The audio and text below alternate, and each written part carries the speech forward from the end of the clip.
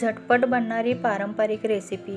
एक कढईमध्ये तेल गरम करायला ठेवले, त्यामध्ये कढीपत्ता, जिरं मोहरीची फोडणी दिली, वरून थोडे हिरवी मिरचीचे वाटण घातले, हळद घातले आणि छानपैकी परतून घेतले। त्यामध्ये एक ग्लास पाणी घालून घेतले।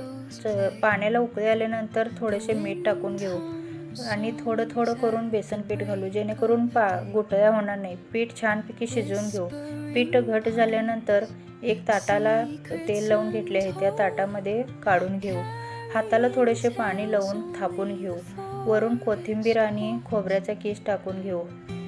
थंड झाल्यानंतर वड्या कट करून घेऊ। डायमंड आकारामध्ये वडी कट करून घेतले। इतकी दिसायला सुंदर झाली आहे, तेवढीच चविष्ट खायला सुद्धा झाली आहे। अशाच नवनवीन रेसिपीसाठी व्हिडिओला लाईक करा आणि फॉलो करायला विसरू नका।